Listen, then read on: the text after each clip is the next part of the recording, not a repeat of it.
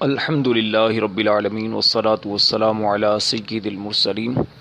معزز طلبہ کرام، آج انشاءاللہ مفعول مطلق کے اہم جو قواعد ہیں وہ آپ کے سامنے بیان کیے جائیں گے۔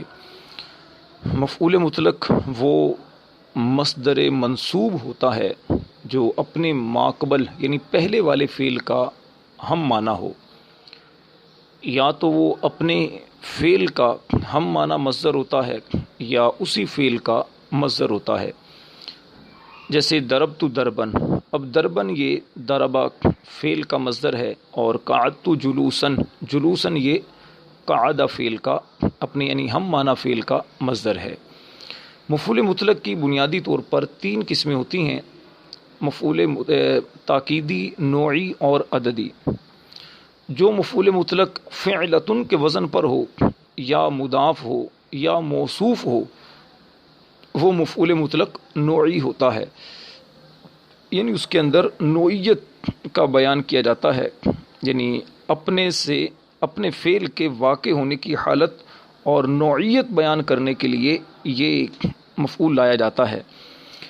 جیسے مثال کے طور پر جلسہ جلستن، یعنی وہ بیٹھنے کی طرح بیٹھا۔ ضربت ضرب زیدن، وہ زید میں نے مارا زید کے مارنے کی طرح۔ ضربت ضربا شدیدن۔ تو اب اس میں دیکھیے کہ تین چیزیں بیان کی گئی تھیں مفعول مطلق نوعی کے بارے میں، کہ یا تو وہ فعلتن کے وزن پر ہوگا جیسے جلسہ جلستن، جلستن فعلتن کے وزن پر ہے، یا پھر یہ مضاف ہوگا جیسے ضربت ضرب زیدن۔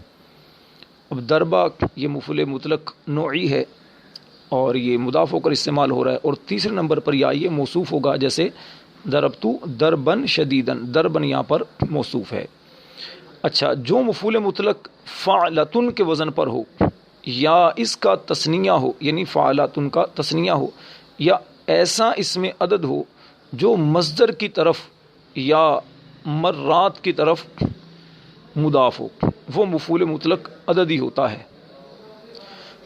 یعنی مفعول مطلق عددی کا مطلب کیا کہ اپنے یہ جو مفعول مطلق ہوتا ہے عددی، اپنے فعل کے واقع ہونے کی تعداد بیان کرنے کے لیے لایا جاتا ہے۔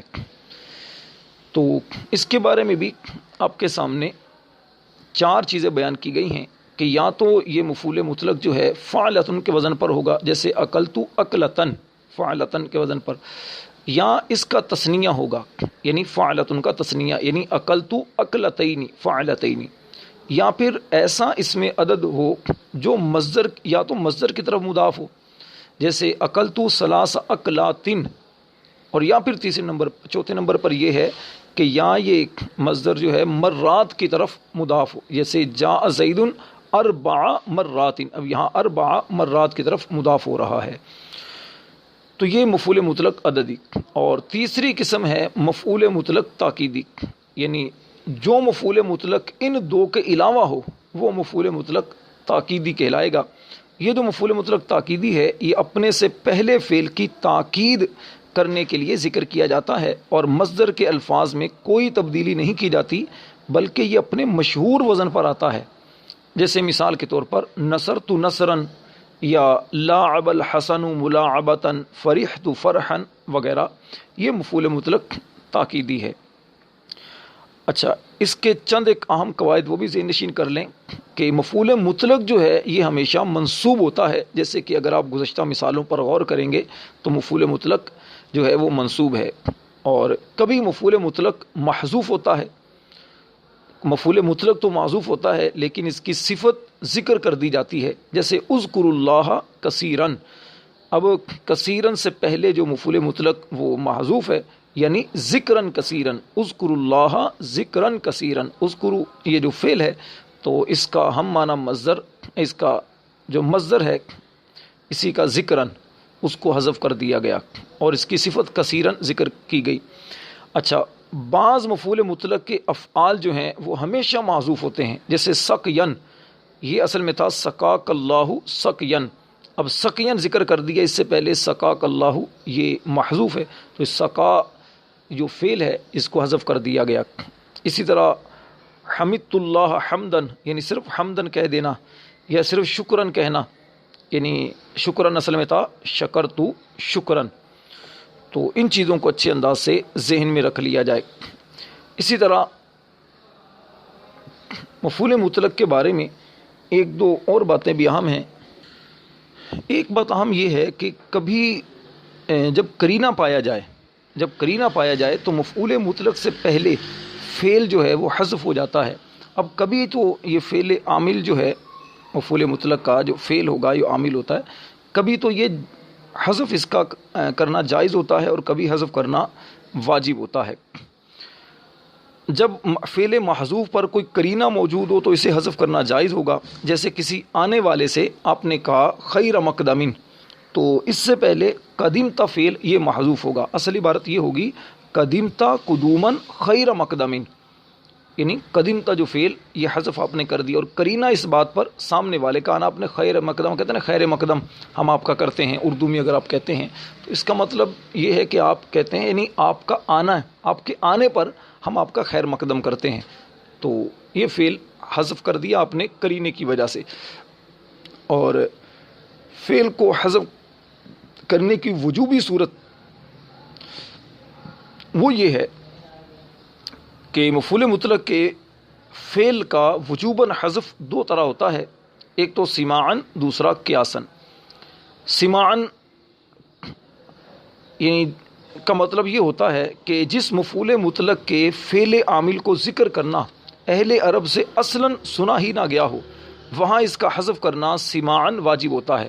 یعنی کچھ ایسے جگہ ہوتی ہیں کہ جہاں اہل عرب لازمی طور پر اس کے فعل کو حذف کرتے ہیں. ایک دو مثالیں تو میں نے آپ کو دی تھیں، جیسے سقین یہ اصل میں سقاک اللہ سقین تھا. اس طرح راعین یہ اصل میں رعاک اللہ راعین ہے. خیبتن یہ اصل میں ہے خواب الرجل خیبتن. اس طرح جدعن یعنی جدع جدعن. اور اس طرح عجبن یعنی عجبت عجبن. اچھا، قیاسن وجوب کے حذف ہونے کا مطلب یہ ہے یعنی قیاسی طور پر کبھی فعل کو حذف کرنا واجب ہوتا ہے. اس کی ایک صورت تو یہ ہے کہ اگر فعل محذوف پر قرینہ پایا جائے اور قائم مقام، قرینہ اور قائم مقام دونوں پائے جائیں تو وہاں پر مفعول مطلق کے فعل کا حذف کرنا یہ قیاسی طور پر واجب ہوتا ہے. یعنی یہ قاعدہ ہے. اس کے بھی چند خاص موقع ہیں، چند خاص جگہ ہیں. ایک تو یہ ہے کہ جب مفعول مطلق مقرر واقع ہو، یعنی تکرار کے ساتھ مفعول مطلق آئے تو اس سے پہلے بھی فعل کو حذف کرنا واجب ہوتا ہے. جیسے زیدن سیرن سیرن، یہ اصل میں تھا یسیر سیرن، زیدن یسیر سیرن تھا. اچھا، اسی طرح جب مفعول مطلق تثنیہ کے صیغے کے ساتھ واقع ہو تو اس وقت بھی اس کے فعل کو حذف کرنا یہ واجب ہوتا ہے. جیسے لبیک، لبیکا یہ اصل میں تھا الب لکا البابینی، یہ اصل عبارت اس طرح تھی الب لکا البابینی. تو اب البو اس فعل کو حذف کر دیا کیونکہ یہ تثنیہ البابینی تثنیہ کا صیغہ تھا. تو جب مفعول مطلق تثنیہ واقع ہو رہا تھا تو اس لیے اس کے فعل کو حذف کر دیا گیا. تو البو کو حذف کر کے البابینی ملا کر یہ لبیک بنا دیا گیا. اس کی مزید تفصیل اگر پڑھنا چاہیں تو جامی شرح اللہ جامی میں بہت اچھے انداز میں اس کی تفصیل ذکر کی گئی ہے. ان باتوں کو اچھی طرح ذہن نشین کر لیں، بار بار سنیے اور پھر ان کا استعمال دیکھیے. انشاءاللہ اس سے مفعول مطلق بہت اچھے انداز سے سمجھ میں آ جائے گا. صلو علی الحبیب صلی اللہ تعالی علی محمد.